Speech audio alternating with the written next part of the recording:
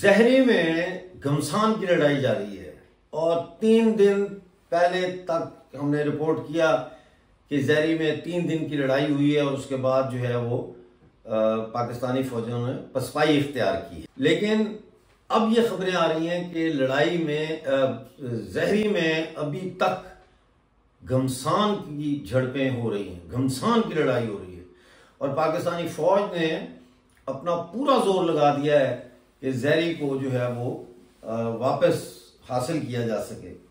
Bloch जो BLA है और ब्रास वगैरह है। यहाँ पे 2 बहुत अहम सवाल हमारे सामने उभरते हैं। पहला सवाल तो हमारे सामने ये आता है कि पाकिस्तानी फौज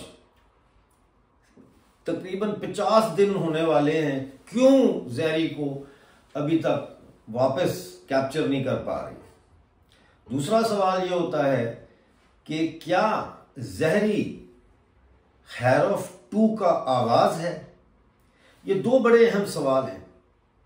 पूरी दुनिया की नजरें बलूचिस्तान पे हैं, डोनाल्ड ट्रंप साहब की भी नजरें बलूचिस्तान पे हैं, चाइना की नजरें भी बलूचिस्तान पे हैं। और आप जानते हैं कि अभी जो शहबाज शरीफ और आसिम मुनीर और इसाक डार डिप्टी प्राइम मिनिस्टर जो है ये गए थे डोनाल्ड ट्रंप को मिलने के लिए, तो ये बाकायदा बॉक्स में तोहफे के तौर पर बलूचिस्तान और खैबर पख्तूनख्वा की मादनियात लेकर गए थे, उनको दिखाया है और डोनाल्ड ट्रंप बड़े गौर से देख रहे हैं उनको।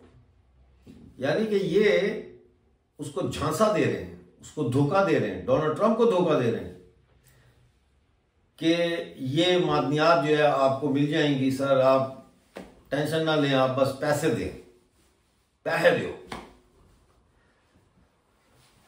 जब ये मुलाकात हो रही थी तो साइड लाइन पर जो 80th United nation general assembly का इजलास है उसके साइड पे मीटिंग्स होती हैं।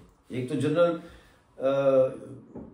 असेंबली की मीटिंग होती है जिसमें सारे मुल्कों के नुमाइंदे बैठे होते हैं और वज़ीर खारजा सदूर ये लोग भी वहां जाते हैं जाहिर है। लेकिन साइड लाइन्स पे यानी वहां पे हॉल बने होते हैं और छोटे छोटे कमरे बने होते हैं या मीटिंग रूम्स होते हैं, वहां पे फिर मुख्तलिफ मुल्कों के लोग आपस में वहां बैठ के अलग मीटिंगें भी कर सकते हैं, वो करते हैं। तो ऐसी एक मीटिंग हुई जिसमें ईरान, चाइना, रशिया और पाकिस्तान शामिल थे और वहां पे ये फैसला हुआ कि अफगानिस्तान के करीब कोई फौजी अड्डा नहीं दिया जाएगा। तो इस वक्त तो वहां पे जो फौजी अड्डा है वो अमेरिका ही चाहता है ना कि बरग्राम का फौजी अड्डा उसको वापस मिल जाए और डोनाल्ड ट्रंप की बड़ी सख्त कोशिश है कि वो उनको वापस वो अड्डा मिल जाए। तो एक तरफ ये डील कर रहे हैं डोनाल्ड ट्रंप के साथ और उसको रास्ता दिखा रहे हैं बलूचिस्तान का और खैबर पख्तूनख्वा का, और दूसरा बिहाइंड हिज बैक यानी उसके पीछे जाकर वो चाइना, रूस और ईरान के साथ इस बात पर तय कर रहे हैं और ये बाकायदा ऐलान किया है कि भाई यहाँ पे कोई अफगानिस्तान के इर्द गिर्द जो है कोई फौजी अड्डा नहीं दिया जाएगा। अब सब जानते हैं कि पाकिस्तान का जो हर एयर बेस है वो डिफेक्टो चाइनीज मिलिट्री बेस है, यानी कि पाकिस्तान के अंदर जितने भी पाकिस्तान एयरफोर्स के अड्डे हैं, उनके बेसिस हैं उनके, वो सब चाइना के ही समझ लें आपके अड्डे हैं, क्योंकि चाइना उनको इस्तेमाल कर सकता है जब उसका दिल करे। और वहां पे चाइनीज एक्सपर्ट्स भी हैं, चाहे वो कामरा हो, चाहे ग्वादर हो, चाहे वो बटबेर का इलाके हो, चाहे वो ये जो है नूर खान बेस हो, हर जगह चाइनीज हैं। सारा कुछ चाइना ने संभाला हुआ है। चाइना ने तो पाकिस्तान को एक किस्म का टेक ओवर कर लिया ना। तो फिर ये पाकिस्तान के जो हुक्मरान हैं, पाकिस्तान के फौजी जर्नैल, ये क्या गेम खेल रहे हैं। ये गेम है जिसको कहते हैं धोखा। ये सबको धोखा दे रहे हैं। क्यों? क्योंकि ये माल बनाने के चक्कर में ये चाहते हैं कि पाकिस्तान तो जा ही रहा है, अंदर से टूट रहा है, जितना माल बन सकता है लेफ्ट राइट एंड सेंटर से वो बनाओ, एक ही प्लाट सबको बेचो। जैसे अंग्रेजों ने 1948 में जो इजराइल फलस्तीन का इलाका है, ये उन्होंने इजराइल को भी बेचा कि ये आपको हम देंगे, फलस्तीनियों को भी बेचा कि ये आपको हम देंगे, समझ आए। और वो लड़ाई आज तक उस प्लाट पर हो रही है। एक कहता है ये मेरा प्लाट है, दूसरा कहता है मेरा प्लाट है। यही कहानी है असल में। अगर आप गौर करें तो मिडिल ईस्ट के अंदर जो ये जंग है, जो ये फलस्तीन का मसला है, ये अंग्रेजों का ऐसा पैदा कर रहा मसला है कि उन्होंने दोनों को धोखा दिया है। दोनों को कहा ये आपकी जमीन है और वो लड़ रहे हैं उस जमीन के ऊपर, बजाय इसके कि वो बैठ के इस पर सोचें, गौर और फिक्र करें कि भाई ये हमारे साथ तो इसने हाथ कर दिया, तो अब हमें बैठ के आपस में कुछ करना चाहिए। यही ये बलूचिस्तान के साथ कर रहे हैं और खैबर पख्तूनख्वा के साथ कर रहे हैं। चाइना को भी बेचा, अब अमेरिका को बेच रहे हैं, और न जाने किस किस को बेच रहे हैं। ये तो वो इंफॉर्मेशन है जो हमें मीडिया के थ्रू, खबरों में, अखबारात के जरिए, प्रेस रिलीजों के जरिए मिलती है।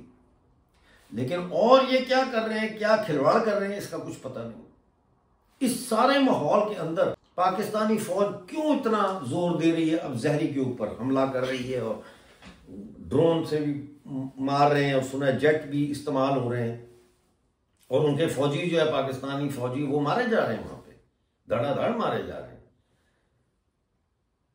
जबकि कर्मचारियों की बहुत कम तादाद वहां पे कैजुअलिटीज उठा रहे हैं। उसकी वजह यह है कि जो बलोच है वो अपनी जमीन को पहचानते हैं, उनको पता है, वो जानते हैं। लेकिन उससे भी ज्यादा इंपॉर्टेंट चीज समझने वाली ये है कि बलोच कर्मचारियों को मकामी आबादी की ना सिर्फ सपोर्ट हासिल है बल्कि उनकी मदद भी हासिल, और वो उनकी मदद कर रहे हैं, जिसकी वजह से पाकिस्तानी फौज जो है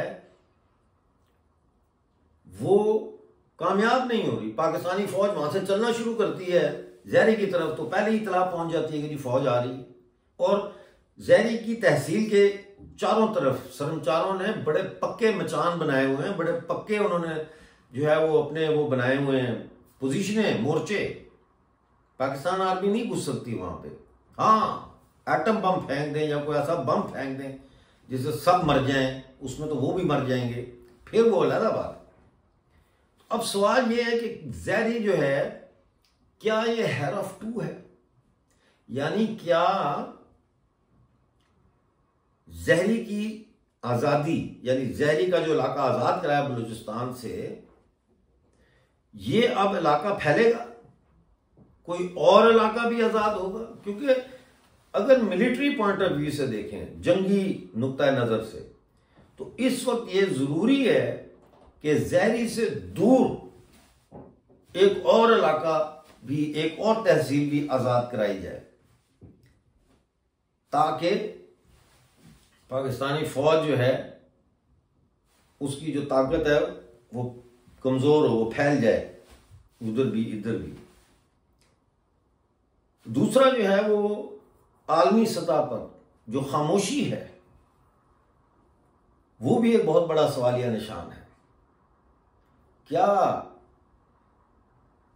कोई ऐसी ताकत दुनिया में नहीं है जो पाकिस्तान को तोड़ना चाहती है? क्योंकि पाकिस्तान को अगर तोड़ना होता तो 70-78 सालों में बेशुमार ऐसे मौके आए हैं जहां हिंदुस्तान, अमेरिका या कोई और मुल्क, इवन अफगानिस्तान, पाकिस्तान को तोड़ सकता था, लेकिन ऐसा नहीं हुआ।